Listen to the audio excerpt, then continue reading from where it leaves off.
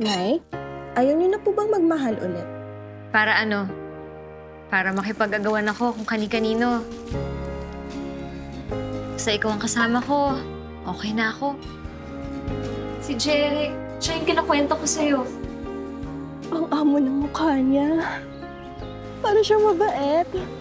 Eh, tanda-tanda na nga nun eh. Kung tutusin nga, pwede mo na maging tatay o uncle yun. Tuwa na lang sa tamang tao. Sino naman? Ikaw?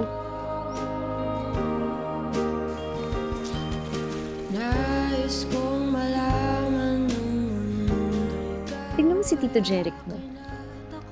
Ang gaan sa pakiramdam na nandito siya, no? Malinis ang intensyon ko sa kanya. Hindi ko siya sasaktan.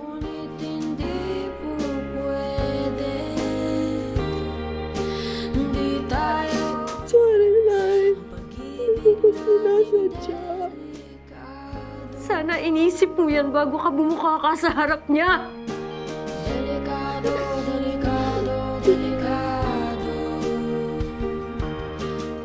Hindi pwedeng malaman ng nanay mo ang nangyayari sa atin. Galit ang mundo, galit ang mundo, galit ang mundo.